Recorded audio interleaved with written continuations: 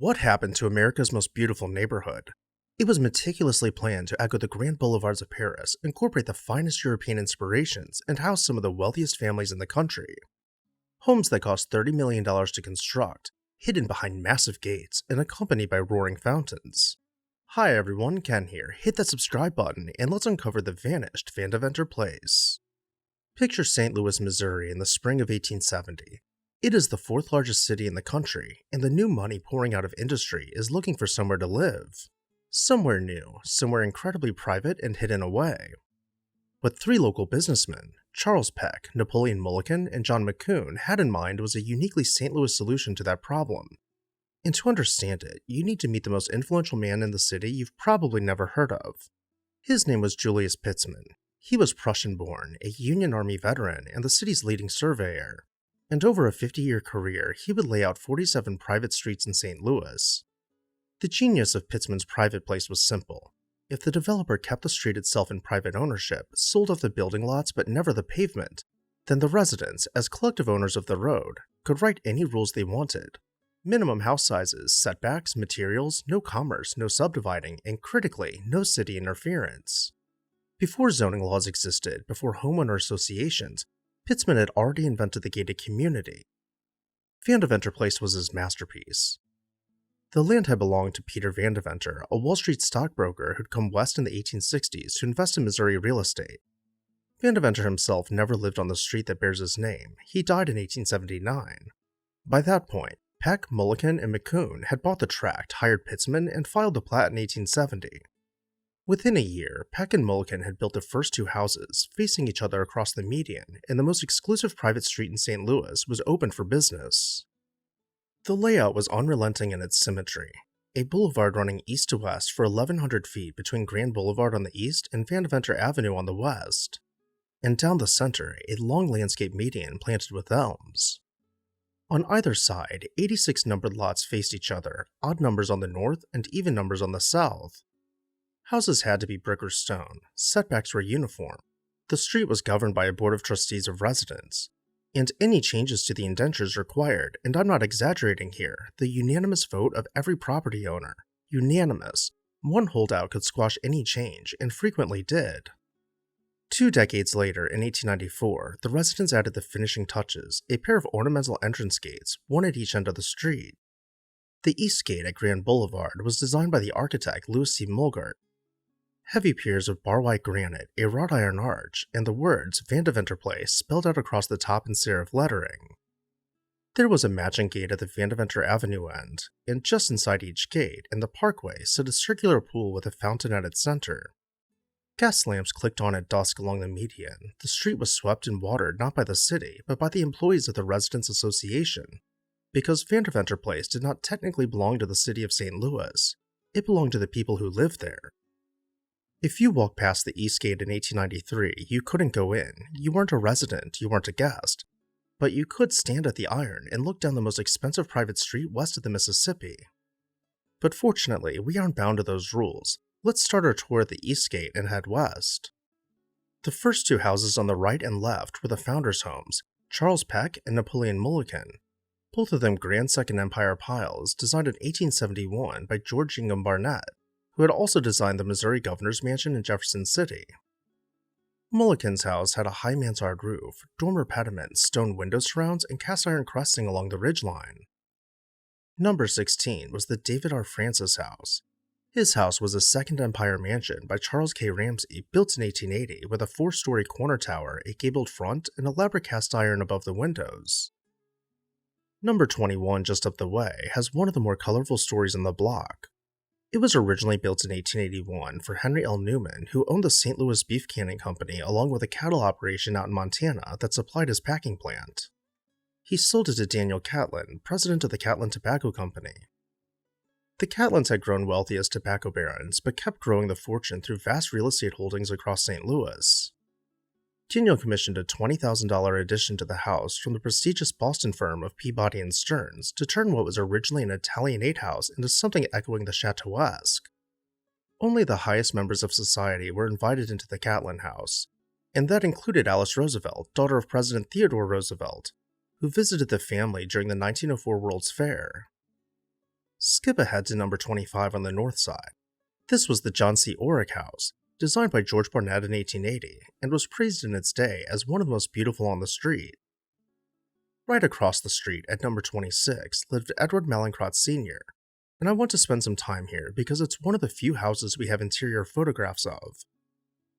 Mallinckrodt was the founder of Mallinckrodt Chemical Works, a pharmaceutical and chemical manufacturer that would later become one of the world's largest producers of medical isotopes, and which, decades after Edward Sr.'s death, would supply the refined uranium for the Manhattan Project.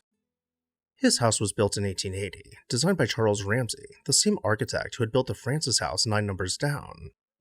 It was Second Empire, 3 stories of brick and stone, with deeply hooded windows and the cast iron cornices that defined the period. Inside, the rooms were exactly what you would expect. High ceilings, dark woodwork, heavy portieres in the doorways, parlor furniture upholstered in tufted velvet, oil paintings hung in groupings on silk-papered walls, and the inevitable potted palms. The Mallinckrodts lived here until about 1916, by which point Edward Sr. had built himself a French Renaissance pile on Westmoreland Place, a newer gated community in the city. Next, at number 27, stood the architectural jewel of the entire street. This was the John R. Leyenberger House, and it was designed by Henry Hobson Richardson, widely regarded as the most influential American architect of the 19th century. Leyenberger was a boot and shoe wholesaler turned banker, president of the Third National Bank, and a cousin of the architect by marriage. He commissioned the house in 1885, construction ran into 1887. Richardson died in 1886, partway through the work, and his successor firm, Shepley, Rutan and Coolidge, finished it. Number 28 was the Edmund Wickham House. Wickham's daughter Emily was the Veiled Prophet Queen in 1901, the Veiled Prophet being St. Louis's annual Masked Ball Society institution, which still runs today. Number 32 belonged to Hiram Shaw Liggett, of the Liggett and Myers tobacco fortune. It was a 20-room Richardsonian mansion built as a gift for him from his father in 1890. Number 35, built in 1896, was a sign of the changing architectural winds. Refined Italian Renaissance rather than the rough Romanesque, lighter and creamier with classical proportions. It was first the Cora Liggett Fowler House, then sold for $45,000 to the tobacco baron Harrison Drummond, president of Drummond Tobacco, one of Liggett's chief competitors. Its last private owner was the architect James P. Jameson himself, who would later design much of the Washington University campus and many of the great mansions on Portland and Westmoreland places. Number 36 was the Richard C. Cairns House, designed in 1890 by the Albany firm of Fuller and Wheeler in Richardsonian Romanesque on a vast scale. Cairns was Irish-born, a Union Army veteran, a railroad builder, a mining investor, and heavily involved in shaping Midwestern politics. His house was one of the largest on the entire street, and somehow it paled in comparison to his neighbor's house. If there was one address in Vandeventer Place that everyone in St. Louis whispered about, it was number 40, the Henry Clay Pierce Mansion. It was, by every contemporary account, the most expensive private residence ever built in the city of St. Louis by the time of its completion in 1890. Pierce was an oil man. He was one of the principals of the Waters Pierce Oil Company, a Standard Oil affiliate that controlled most of the petroleum trade in the lower Midwest, Texas, and Mexico. The mansion was designed by Fuller and Wheeler, and construction ran from 1886 to 1890. Pierce bought 4 adjoining lots and built across all of them. The entrance hall alone measured 26 feet by 40 feet, larger than the entire downstairs of most American houses then or now. The walls of the public rooms weren't wallpapered, they were upholstered in silk. Louis Comfort Tiffany designed the stained glass throughout. A third-floor ballroom reached by elevator was reportedly built at a cost of $100,000 on its own. The whole project was put at $800,000, roughly $30 million when adjusting for inflation alone. Keep walking west. Number 46 was the J.G. Chapman residence, built in 1892 by the local firm of Eames & Young. Its last private resident was the architect John L. Moran. 53 on the south side was built in 1886 for David Davis Walker and his wife Martha. And that name should ring a bell, because D.D. Walker was the great-grandfather of George H.W. Bush. By the late 1890s, the last lots had been filled in, and the street was complete. About 50 houses in all, fewer than the 86 lots because the richest residents, like Pierce, had bought multiple parcels and built across them. But every single one of them a substantial mansion in brick, stone, slate, and iron. It was, for a brief and gleaming moment, the small walled kingdom at the center of St. Louis society. So what did a day on Vandeventer Place actually feel like? Let's say it's 1895, you're a resident, what happens?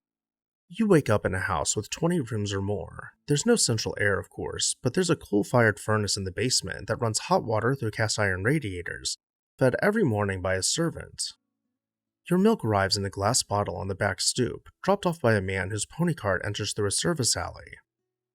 A woman servant in your house earns about $100 a year, a male butler 2 or 3 times that. You don't shop on Vandeventer Place. Commerce of any kind is forbidden by the indentures. To shop, you take a carriage down to Olive Street, or further south into the central business district. When you need a tailor, the tailor comes to you. When the children need clothes, the dressmaker is summoned. When you need to see your physician, he is summoned too. The gas lamps along the parkway click on automatically at dusk. The grass median is in effect your common backyard. The children of the residents are allowed to play there, and they do. The Melancrot children play by the East Fountain. The Lionberger boys take the streetcar 3 blocks south to Smith Academy. You entertain almost constantly. Calling cards are exchanged in the morning, teas are taken in the afternoon, and dinner parties begin at 8 o'clock. Mrs. David R. Francis, whose husband is preparing to host the World's Fair, helps found the St. Louis Women's Club in 1903, specifically to entertain the wives of foreign royalty visiting for the fair the following year. So finally, we must ask the question, what happened? How did this idyllic world collapse without a trace? The death of Vandeventer Place was slow, and it began with the very thing that had made the neighborhood possible, the streetcars. The same streetcars that in the 1870s and 1880s had let the wealthy live a country mile from downtown were by the early 1900s depositing thousands of working people a day on Grand Boulevard, 3 blocks east of the gate. Grand had become the new theater and entertainment district. The Fox, the St. Louis Theater, Powell Hall, the Sheldon, they all went up in the 1910s and 1920s, where mansions had stood a generation before. Commerce crept up, apartment buildings appeared, the smoke followed. St. Louis was a soft coal city, which meant the boundary of breathable air pushed west with it year by year, and the wealthy went chasing it. The old money and captains of industry went first, and the new money tried to hold the line, but couldn't for long. By the 1920s, the indentures were technically still in force, but residents were quietly renting rooms, which the bylaws forbade. By the 1930s, the Great Depression finished the job. Nobody could afford to heat 26 rooms, houses were subdivided, servants were let go, and houses started falling like dominoes. And then, in 1947, the federal government arrived. The Veterans Administration needed a hospital for a new generation of veterans returning from the Second World War, and in 1947, under federal condemnation powers, the VA acquired the eastern half of Vandeventer Place, everything from Spring Avenue east to Grand. Every structure on the site was to be demolished to make way for a new hospital. There was an outcry. Architectural preservationists pleaded for the Lionberger house in particular, the irreplaceable Richardson on the street. Remember that this was happening before the National Trust for Historic Preservation even existed. President Truman wouldn't even sign the legislation chartering it until October of 1949. There was no historic register, there were no preservation easements, there were no tax credits. There were only individuals with their hats in their hands asking the federal government to please reconsider. Between 1947 and 1950, the eastern half of Vandeventer Place was reduced to brick fragments and slate dust. The John Cochran Veterans Hospital opened on the site in 1952, where it still operates today. The western half held on a few years longer, and then, in the late 1950s, the city of St. Louis acquired the western half by condemnation for a juvenile detention facility. By 1959, every Vandeventer Place mansion was gone. And with that, I'll turn it over to you.